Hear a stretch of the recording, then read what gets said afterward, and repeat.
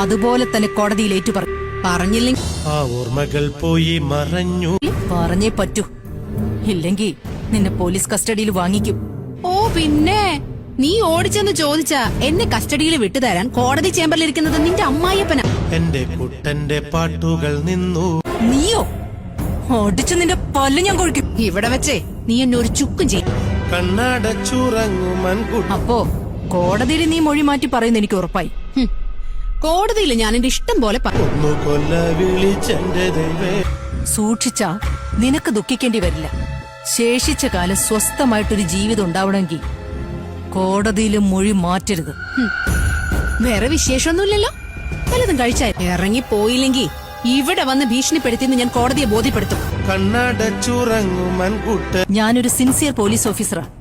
തെറ്റ് ചെയ്തവരെ മാത്രമേ ഞാൻ ശിക്ഷിച്ചിട്ടുള്ളൂ. ശിക്ഷിക്കാൻ നിങ്ങൾ ആരാ? ജില്ലാ മജിസ്ട്രേറ്റോ? ഒന്നു കൊല്ല വിളിച്ചെന്റെ ദൈവേ. എന്നിട്ട് പോലീസ് സ്റ്റേഷനിൽ വെച്ച് നീ